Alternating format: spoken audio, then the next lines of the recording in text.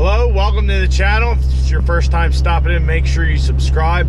So guys, went out hunting this morning. Today's Saturday. Went out hunting this morning. I didn't see a goddamn thing. Pretty much par for the course of the last week or so. But anyhow, there's some stuff I want to get done today. Pretty much nothing with the truck till this evening. Just a bunch of running around to do. One of those things I'm doing right now is to get some Dexmark transmission fluid. That's what John told me to use in the trans. ATF plus 4, which is what I used to use and what I guess is recommended.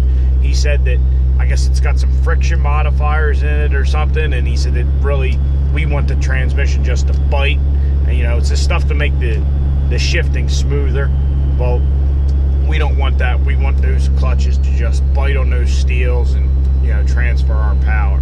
So we got to get that. They just actually put a new auto parts store in town, you know, an Advance Auto, one of the ones that are, you know, open later on Saturdays, open till 9 or 10 at night during the week. But they only had like 15 quarts of fluid or something like that. We need, shit, at least 20. Before, when I'd fill it up, it was like 17 to 19 quarts if the coolers were cleaned out, which we're going to do. And John recommended to flush them with fluid and just make sure you're getting the same color fluid coming out as is going in. So we have to do that. So that'll probably be a quart or two there. And then we also have that additional transmission cooler, so that's going to be a little bit more fluid. I think that thing holds like 2 quarts itself, or maybe it's a little over a quart. I can't remember. But anyway, we're going to need more than 20 quarts of fluid. So rather than get those 15 quarts, I figured I'll call around, see who's got what, and we'll get all the same type of fluid. Just keep everything, you know, nice and even for this new fresh install, for the break-in, all that kind of stuff. So that's what we're doing right now. We're heading there, and then we'll head back to the house when we try and get the grass cut, chop up them leaves, and hopefully be done with the mower for the year. So I'll talk to you guys here in a bit, and that's the game plan.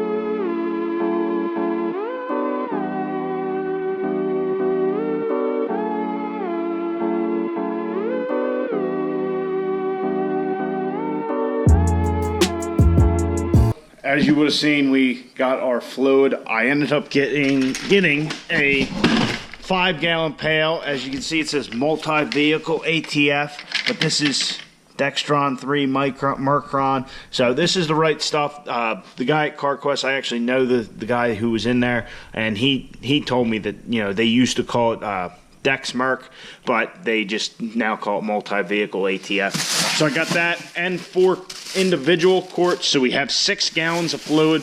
That should be more than enough. We'll try and use the stuff out of the barrel first, even though I'm not sure at this point how I'm going to get it in there, but that's not going to be tonight.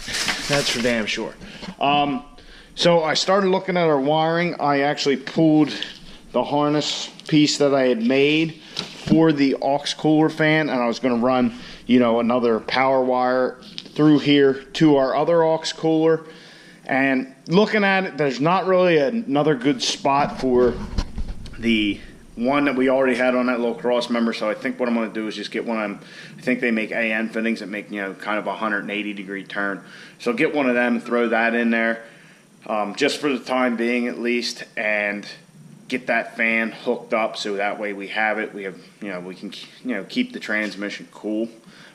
But in doing that and running these wires back, as you can see, I pulled this fuse block out that we had put in earlier in the year. I forget how long ago it was now.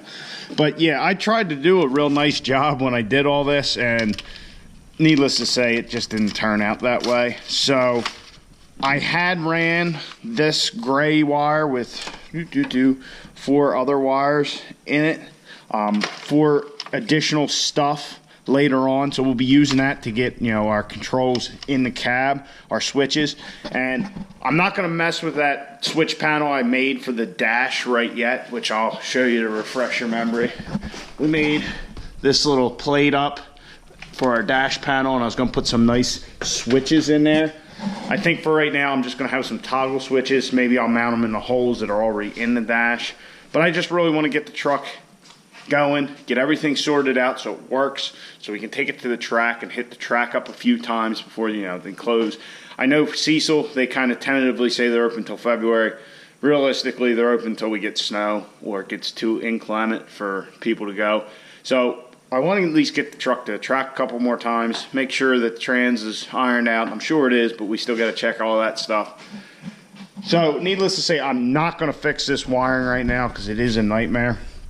What I'm thinking is over the winter, we're going to do some major overhauls. We've already talked that we need to do motor work because it's just not going to live long. Hopefully it makes it, you know, that couple times we go to the track. But anyhow, we're going to need to get a cage in the truck, you know, just a lot of stuff we're going to do. And since the truck is going to be a competition vehicle, I think we're going to mount the battery in the back. So then we'll have to have a shut-off switch back there and all that. But that'll free up some room up front here. Maybe I'll move the wiring into the cab, just try and clean everything up even better. And also talking about the cage, once we do the cage, the bars typically on a standard cab truck will either come out the window or it'll come out of the top of the cab here, and then they go down into the bed.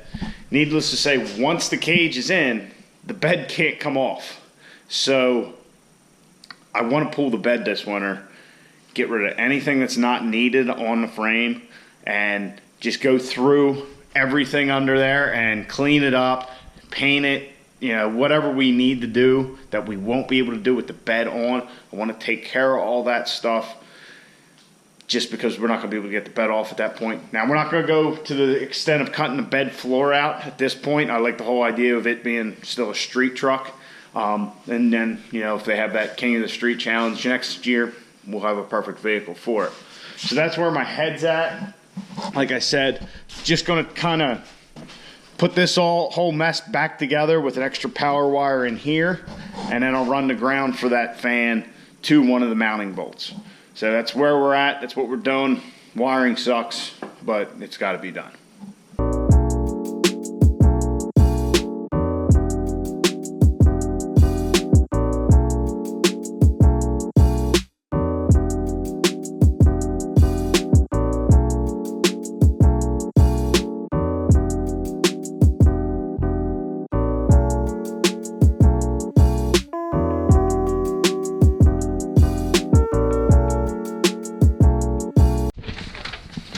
Alright, so we've had a little development. I started looking at our relay and all that. I got all this stuff apart. And if we look here, we're supposed to have a 30 amp fuse on our relay. As you can see, there is no fuse on here, which surprised me because the other one came with a fuse already on it. Now, while I was looking at this paperwork and trying to, you know, figure out what I was going to do, looking for a fuse, all that kind of stuff, I got looking, and where does it say it? Oh, here it is. Important. This relay will control up to 2 different fans with a combined maximum draw of 25 continuous amps. So we can run this off of one relay. We weren't originally going to do that, you know, have them both kick on with the thermostat, but it looks like that's what we're doing now. So if you look at our install instructions for our new cooler, it says the electric fan's rated at 9.2 amps. So we should be good because this is a much bigger fan than on our smaller cooler. So all I'm going to do is from the relay that was in it, I'm going to run a little bit bigger wire just to make sure we're good amperage wise on that, because I think what I did before was I actually matched the size to what was on the cooler itself. So we'll run a little bigger wire, and then when we get down to the fans, we'll actually pigtail off and send one wire to our bigger fan, and that'll take care of that little issue and make this little wiring nightmare a little bit easier for tonight.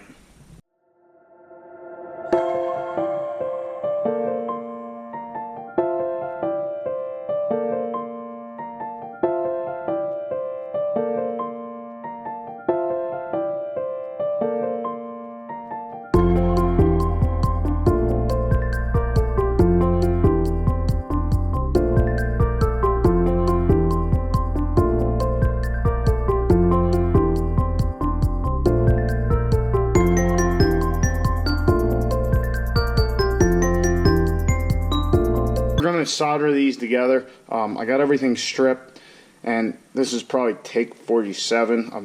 Been trying to get these all together, kind of wrapped around and spliced, if you will, and it's just not working out for me. So try it like this. All right, that seems like that's a little better.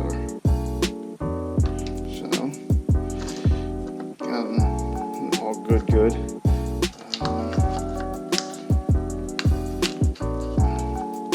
Just put that in there like that. It's not wanting to cooperate.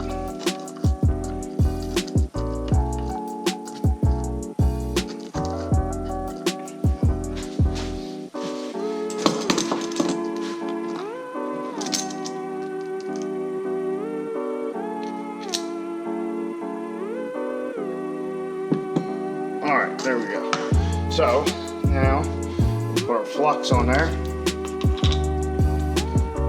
And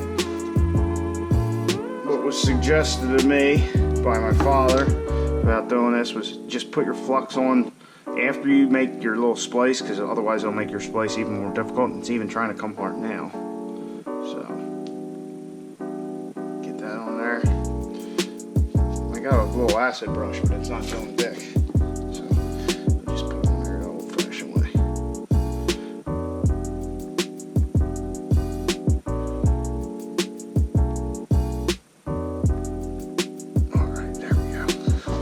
So, get our heat there going.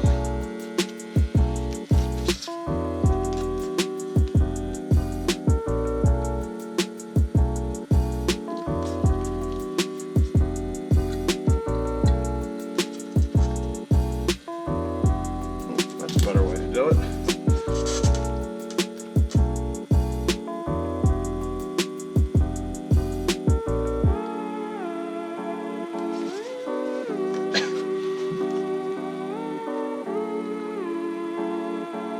This is, I think they call it tinning the tip. I forget why you do this, but just put a little solder on there and then good enough. So we're gonna put, just like when you're doing like copper tube, you want to put your heat at the bottom and it should draw the solder in down through it.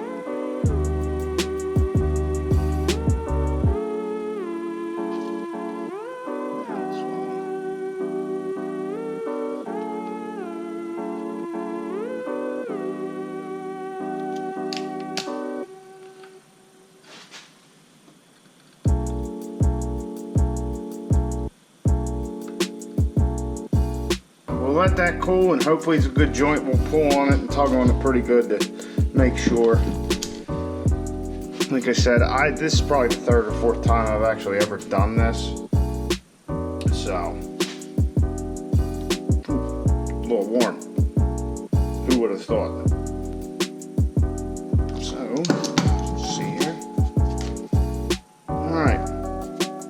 So it's a little ugly, but we got a good joint on there. It's not going anywhere, that's for damn sure. I'd probably use way more solder than you should, but I'd rather put too much on it than not enough.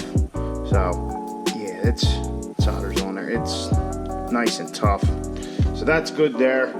So we can put some heat shrink on there.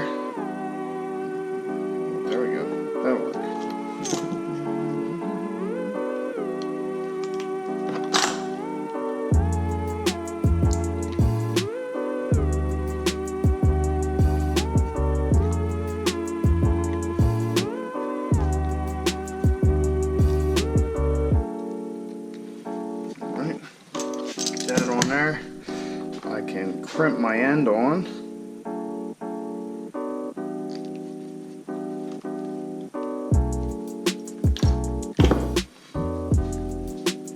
Now we're good. We're all heat shrunk together. We got a little Y harness that will plug into our wire coming out of our relay, and we will have 2 different feeds for our fan. So we'll get this all installed, get that fuse block back in, and we're that much closer to getting that transmission in there.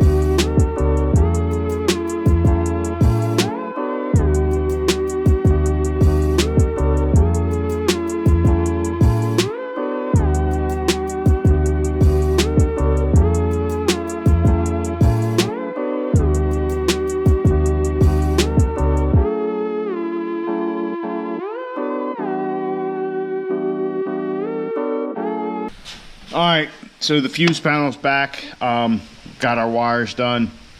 I also hooked up the wires for those 2 switches. The radiator fans, the switch has to go to ground, and then that'll turn them on constantly while the key is on. And the aux cooler fans, they will have to be getting power to that, and then that relay will operate. So definitely going to have to do something about this in the winter. I thought when I put it together, like I said, you know, I did a pretty good job of trying to make sure I had everything where I wanted. I even got a little list. I know it's crude and shitty looking, but that doesn't help you too much when you take everything off the terminals and nothing's labeled. So definitely going to have to make that better. But like I said, especially after seeing Battleship 6.7's truck the other day at the track,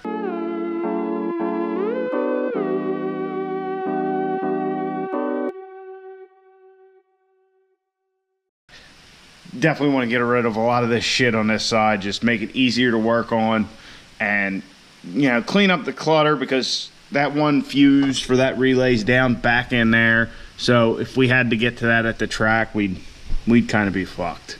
So that's gonna do it for tonight. Like, I hate wiring. I can't stand it. I don't have the mentality for it. I'd rather, you know, I'd probably rather pull this motor out than do all this wiring bullshit. It's just a pain in the ass. It's just not my cup of tea. So, guys, I hope you enjoyed the video. Hopefully we'll be getting the transmission in here next episode or 2. So, stay tuned. Get out in your garage. Get the wrenching on your truck.